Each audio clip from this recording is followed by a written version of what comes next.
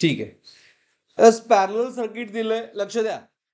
Parallel AC circuit contain, ऐका, 50 microfarad capacitor, त्याचा charge दिलाय, and coil of inductance 20 micro henry. म्हणजे हे कशावर बेस आहे? रेझोनंट फ्रिक्वेन्सी, सॉरी, एलसी ऑसिलेशनवर बेस आहे. अगोदर त्यामध्ये कॅपॅसिटर काय असतोय? कम्प्लिटली चार्ज असतोय. Is it right? आणि तो capacitor supply current to coil of inductor L. Chaitanya ऐकायला पाहिजे. कॅपॅसिटर एनर्जी कोणाला देतोय? कॉइलला देतोय. आणि इथं काय म्हटलं की energy stored become completely magnetic. मग कुणाची एनर्जी मॅग्नेटिक असते? इंडक्टरची मॅग्नेटिक. हे कळालं तर बास आहे. म्हणजे बघा आता ग्राफ, लक्ष द्या, ह्यामध्ये काय म्हटलंय? Energy completely magnetic. टाइम विचारलाय. तर लॉजिकल कसं सॉल्व्ह करावं आपण बघा. आपण ग्राफ बघितला, आठवतोय का बघा? पहिल्यांदा करंट असा वाढत जातोय, तर इथं सुद्धा सायकल होत आहे.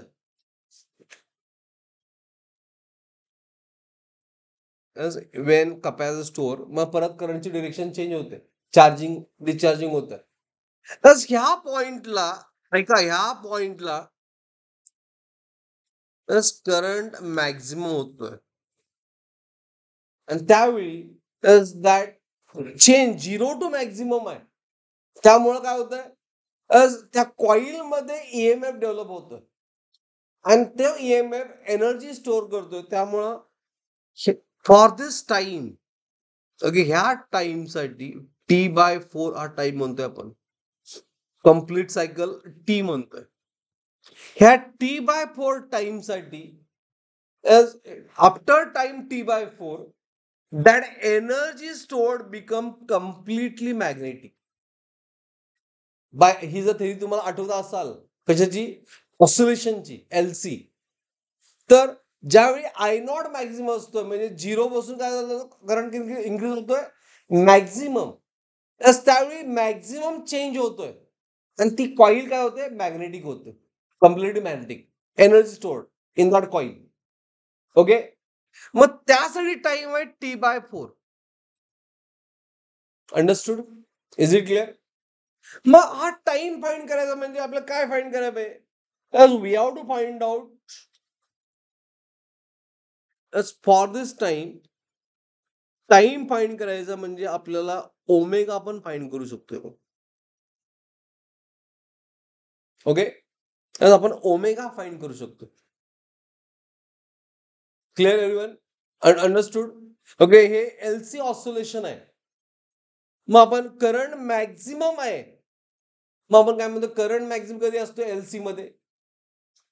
पॅरलल डिस्कशन केला. एस करंट मॅक्झिमम म्हणजे as omega L XL is equal to what? XC. For maximum current XL equal to X. आपल्याला ओमेगा फाइंड करायचंय. Omega L is equal to what?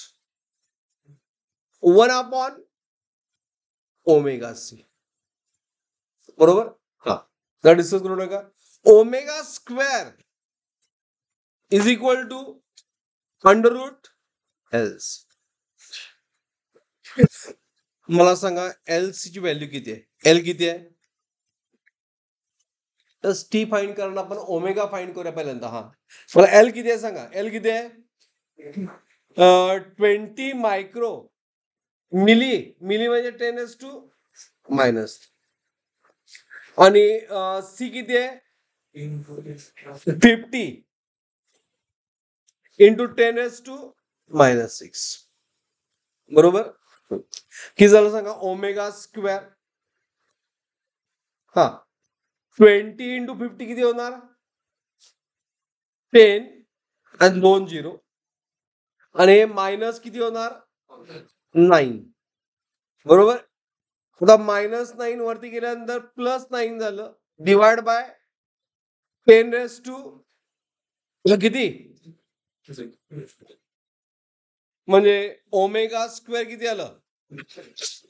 10⁻⁶. Omega किती आलं